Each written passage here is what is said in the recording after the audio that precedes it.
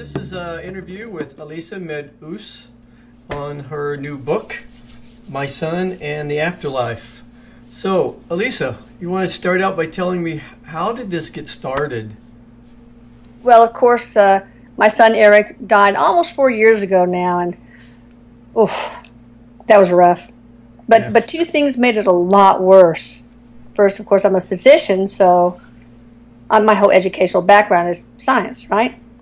And I don't know why, but science teaches us that something's not real unless you can perceive it with your senses. So, and also I was raised by atheists. Did you know that? Yeah, I noticed that. That must have made it interesting telling them about it.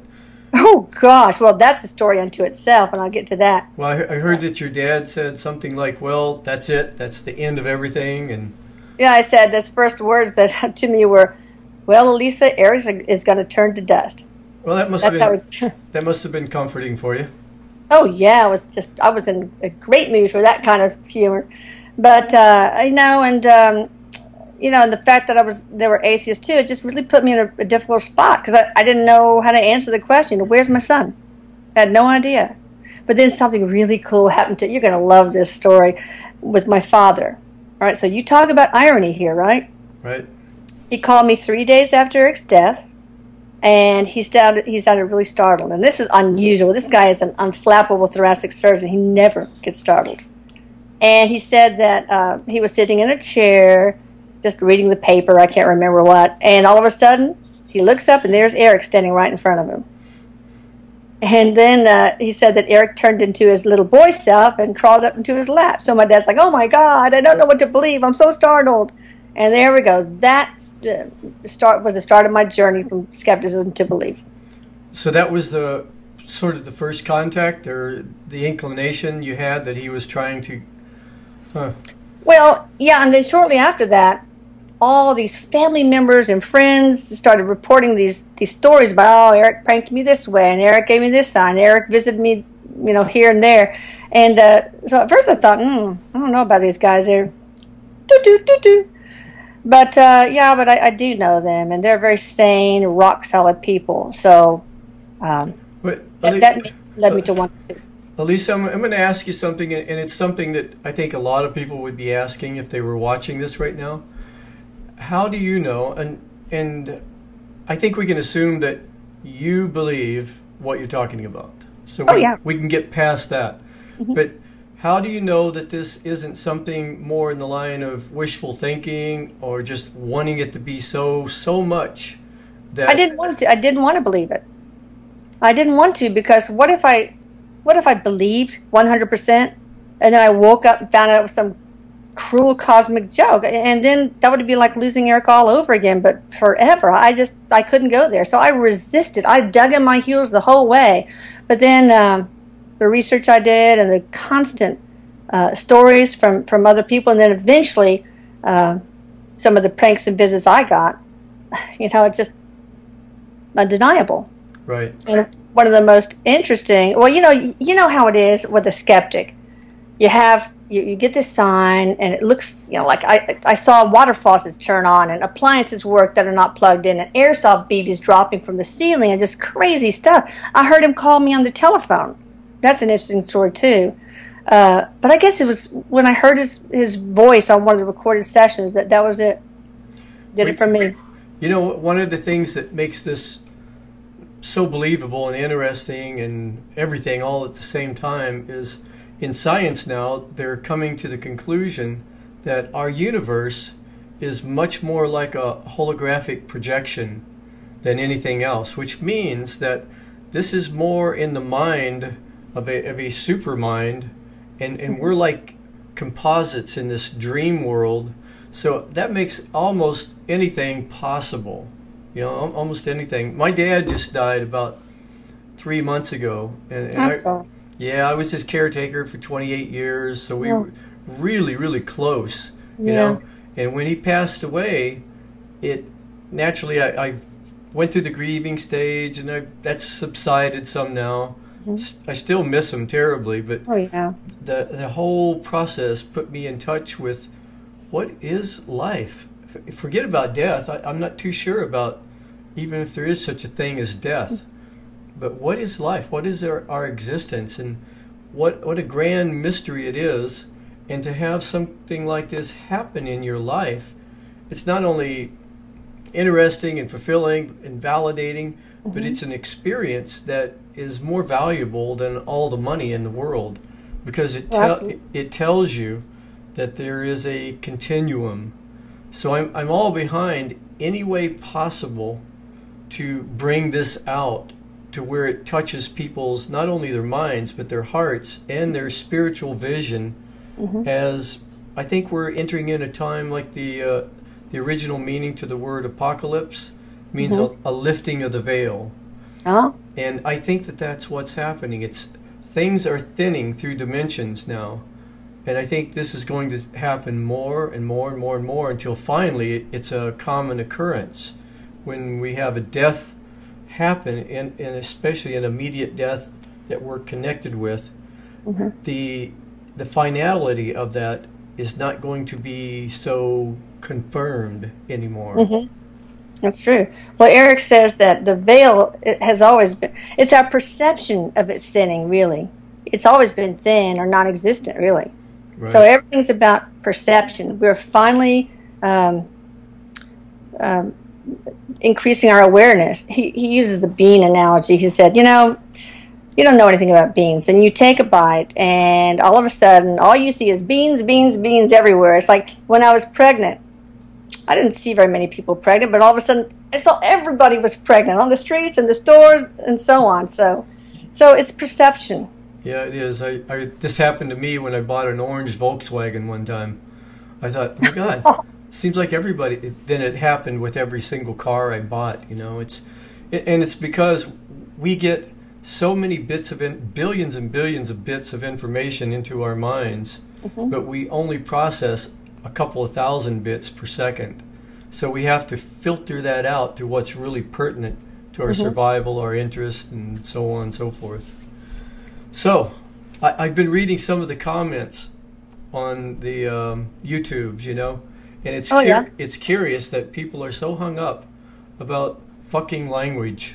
Oh, God, I know. It's sort of, I'm sitting there reading this and I'm thinking, okay, now this is pretty serious stuff.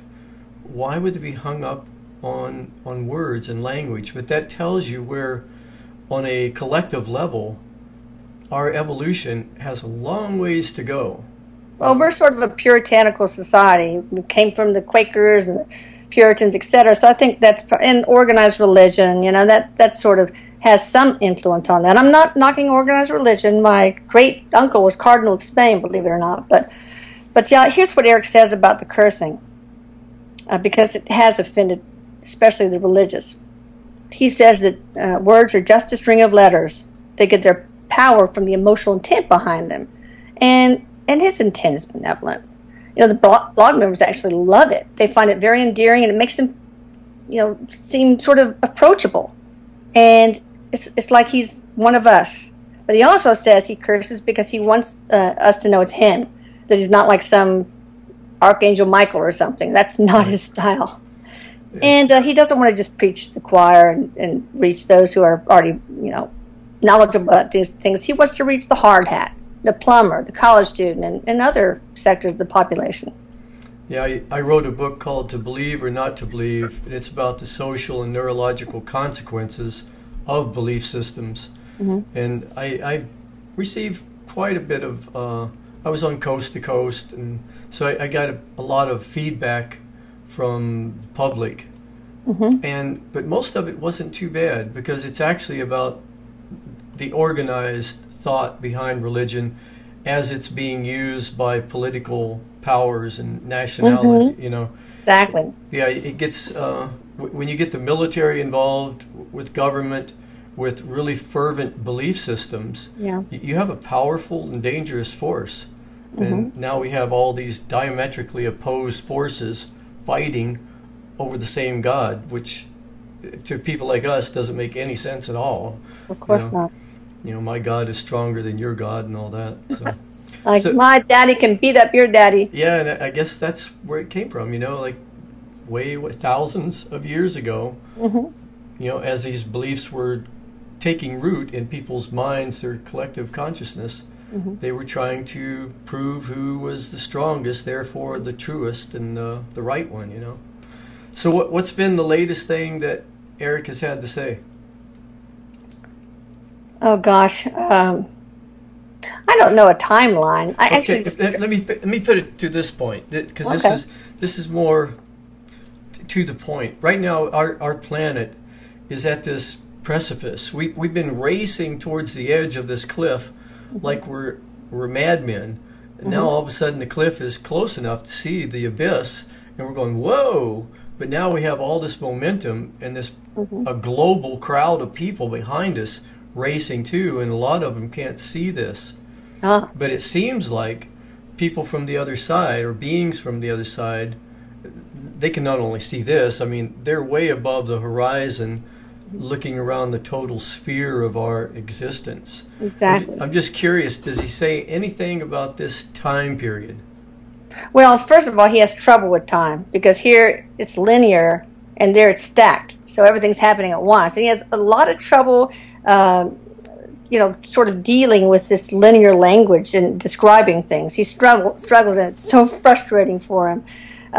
So all this cliff stuff is happening right now, just like the future and the past is happening now.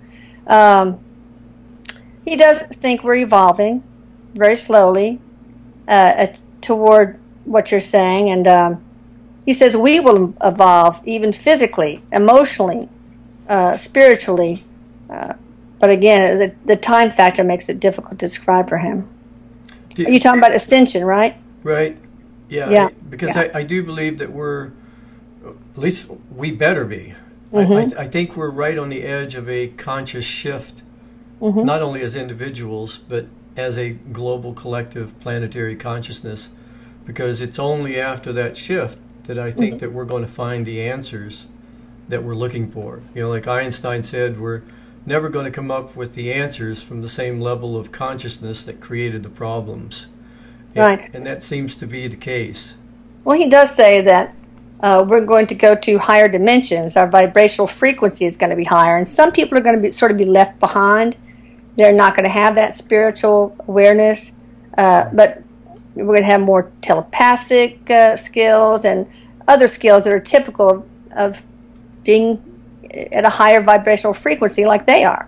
Right. Because everything's energy, right? And so everything vibrates at different unique hertz or megahertz on this electromagnetic spectrum. We're in the visible range. That's where we see things. That's where matter is. So anything higher than that is like spirits or radio waves, etc. And just we're moving into the higher vibrational planes. So what does he have to say about evil spirits? Evil exists. He says hell doesn't exist, but evil does exist. And when you die, you just shed your body like a suit of clothes. If somebody's evil, they're going to, very often, if they don't really get the broad picture, they're going to be evil. Right. I remember listening, you've heard of Ram Dass? Mm-hmm. I remember listening to Ram Dass one time talk about he talks to somebody named Emmanuel on the other side. Mm-hmm. And Emmanuel was telling him one time you should be careful when you're talking to beings on the other side, because just because they're on the other side doesn't mean that they're all wise and all knowing. They can be as stupid and as dumb as dirt and tell you all kinds of things. And just like they were in this life, that can transition over. Absolutely. And Eric also says that you have to be careful, because these evil spirits are really, energy suckers. They will latch on to negative energy. Like if you're an alcoholic, if you're depressed, etc., they just attach like a leech to that. Yeah, and there seems to be a lot of what's written in some of the great religions, And I think might be, I've thought about this, and it seems like this might be behind some of the stories about vampirism, the emotional vampires that have actually manifested into this realm, as demonic spirits, but having a physical presence. I can see that.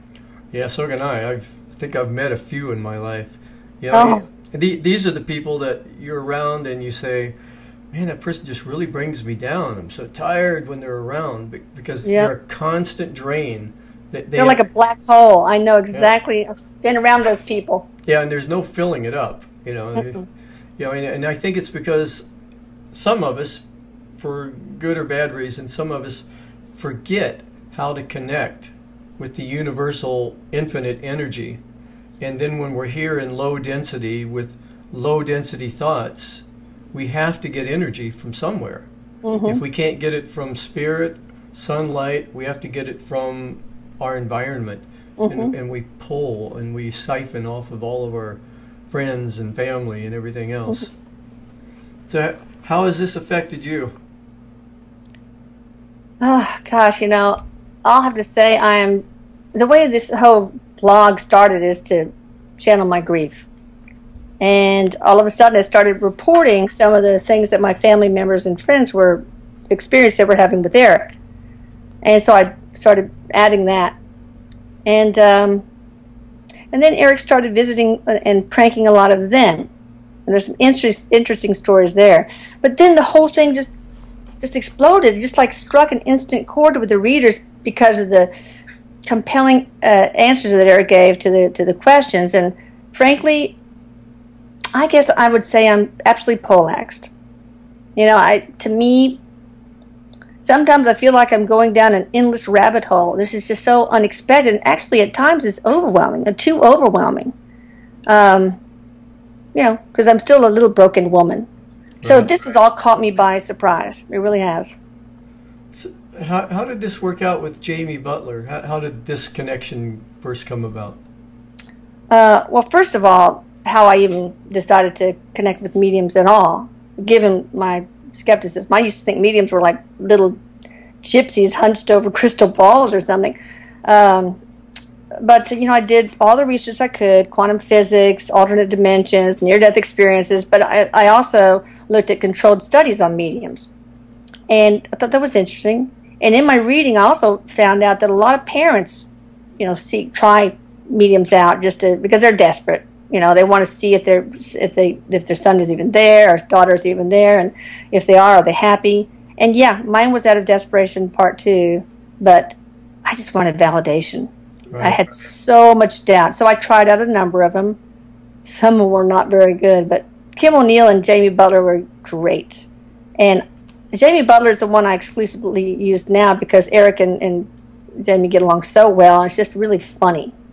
Anyway, her name was given to me by one of the blog members. Right. Yeah, I've watched some of her channelings with Eric, and it looks like they have a childlike connection in a lot of ways. It looks like she has to draw the line sometimes, about some of the things he wants to talk about. Oh yeah, oh gosh, when we first started having sessions, oh, she had such a hard time with the curse words.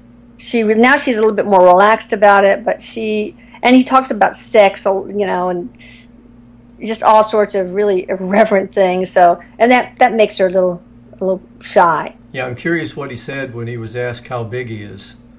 Oh, I know, God, he does that all the time. It's because he wants to get a rise out of her. That's Right. exactly what. Yeah, but he also really keeps her channels wide open. If she starts to put filters in, he'll Mm-hmm. say, "Don't weed me, Jamie. Don't weed me," like that. So it's a good combination. It really is. So with everything that's been a friend of mine wrote a book on orbs, Mm-hmm. and with everything that's been happening, especially with digital photography, Mm-hmm. it seems to creep into a slightly different frequency sometimes. And I've taken a lot of pictures, and Mm-hmm. those orbs are there. And Kodak, nobody can explain it technically. Mm-mm. And it seems like they really are life forms. And I started thinking about it, like if I was an energy form in a higher dimension, Mm-hmm. and as I would manifest down through this dimension in energetic form, the first form that is the strongest, and you have the most surface for environmental reasons of reaching out to your environment for input and everything, would be a sphere, That makes sense. Yeah, and So what do you think about that with Jamie? Have you ever seen anything like that? Have you ever tried, and this might be something gosh. for you to... Oh yeah. Oh yeah. And blog members have showed me their orbs too, and I think some of them are dust particles or Right. soot from a candle, but there's some that are undeniable. This one blog member showed me a video of her little child calling out like Uncle whoever, a deceased person, and all of a sudden you see this orb just going real fast over his head. And then I have an orb of Eric. I was going to his room. It was shortly after the funeral, and there's this orb with a comet tail on it.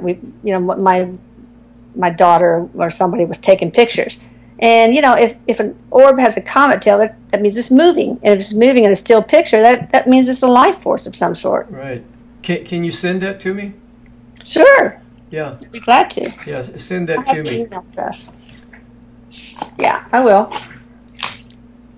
Yeah, my email is info, Oh, I have it, I think. @lotusguide.com. Okay. Yeah, that would be great if you could do that. That'd be Oh, yeah, nice. you'll love it. Then I'll put it on this interview also. Okay. So All right. I take it that you're married. Oh, yeah. Yeah, what does your husband think about all this? And he's the natural father? Yeah. Yeah. Yeah. We have 5 kids, and yeah, he was on board before I was. And I think it's because the whole physician thing in me made it tough, and he was not raised by atheists. But he had one of the first experiences with Eric, and I was the last one. The last one, I know why. But yeah, he was out by his truck, and all of a sudden Eric was there with him. And I think it was a dream. Yeah, it was a dream. And Eric says, "Papa, this is what I felt like before." And he leans in his energy and to my husband, and my husband just felt horrible, just really just down and dark. And then he says, "This is how I feel now." And he leans the other way into him or whatever. And it's like it was a feeling of euphoria. So, he's been on board from the very beginning. He has a pretty open mind. Yeah, right after my dad died, I was spending 28 years taking care of somebody. I couldn't quit. So Yeah. when he died, I was still thinking and wondering, wonder if he's okay, wonder if he's safe. And he came to me in a dream, and he met me at the top of the stairs where he always came, and I'd open the door. He'd come in for breakfast and dinner. And all that. And he came to the top, and I opened the door in the dream, and he said, "Son, I'm okay." Oh. And it sort of like rushed the feeling of, stop worrying, everything is fine. I'm okay finally, I know. That's nice. Yeah, I woke up feeling an energetic healing and release because of that, Yeah. Yeah, you know what is great about what you're talking about? If it was just you, it would be interesting. But what's great is all the bloggers and the family members and the friends that's had an experience with your son, And it makes me wonder, like, and I know you've been asked this before, and you're probably, the sensitivity is sort of okay now. So I have to ask you, why did he kill himself? Well, he had bipolar disease, and, often that's a terminal one. We surrounded him with so much love. We're a very loving family. And we had him go to a psychiatrist and a therapist every week. We tried everything. But he just was always lonely. Yeah. Always. And I don't know. He had some learning differences, and he had some tics, and I guess people shunned him a lot. So he had a miserable time here. He really did.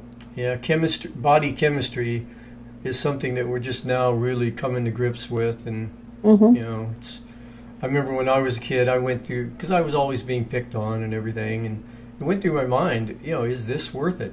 But Yeah. I was fortunate to have, pretty stable chemistry, and the environment was okay, but I could see where a child could get into that, and I used to do counseling for adolescents going through drug recovery.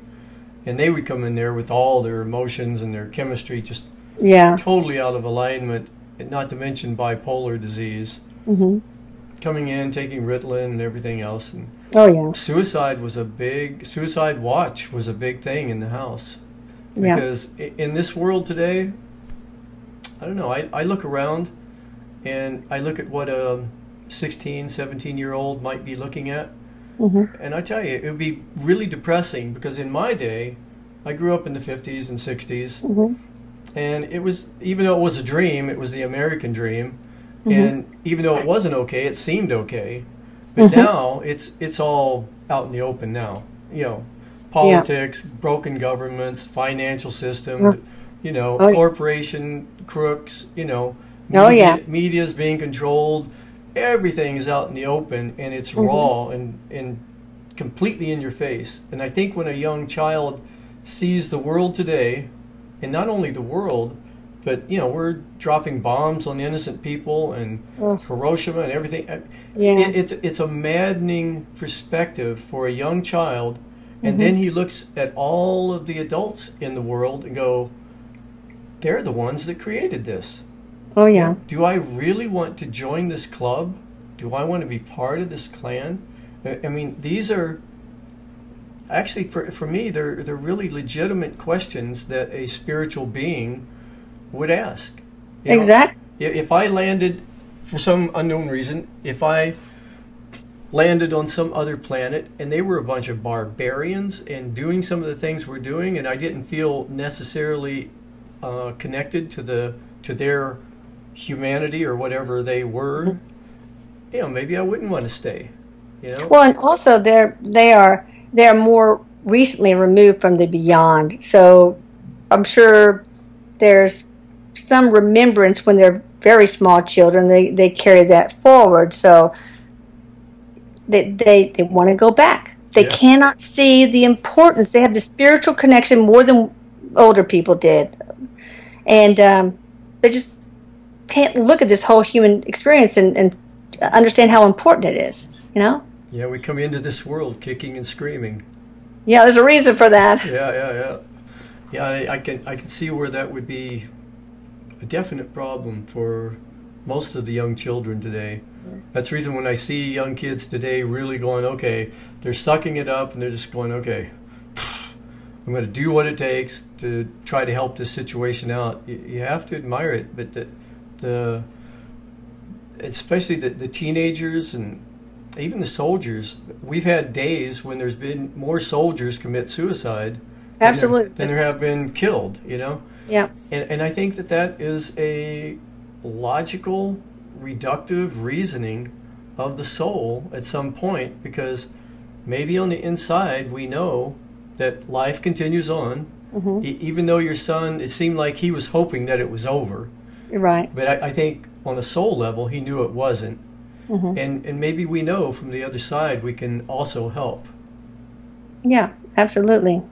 And it sounds like that's what he's trying to do. Yeah, and he says that he does a lot of things. Mostly he's a guide and a teacher, but he also likes to help teenagers that are struggling with the idea of suicide. Plus, one of his other, of course, he used to be a rookie. Those were some funny days there. But he also likes to help other spirits communicate with their loved ones back here, because some of them have a hard time. They have trouble going into lucid dreams. They have trouble manifesting things. They have trouble coming to a session and speaking through Jamie. So, well, that's good. Well, listen, is there anything else you'd like to say or add to this? Well, I guess I want to make it clear that I've gotten a lot of criticism, of course. As you can imagine, this is just so fringe, this whole concept. But some of the criticism I've gotten is just horrible, like, oh, you're a fraud. Channeling Eric is just a hoax. But and here's one I like. You're talking to the devil, which has an element of truth to it, so I think that one's kind of funny. But, you know, when they say you're exploiting your kid's death for money, and I want to make it clear, and I don't care if you print it or not, that I have never received 1 penny for what I do, and in fact, it's kind of been expensive. I refuse all ad revenues. I refuse donations, even though my blog members have begged on bended knee for me to. I just find that all nauseating. But I do get something out of it. And it's worth so much more than money. I feel like as a mother, my role is to raise my kids to be fulfilled and happy. And I feel like I'm doing that with Eric. But this also just gives Eric's death some meaning, It really does. Right. Well, I think that's a pretty profound and good way to end this interview then. Okay.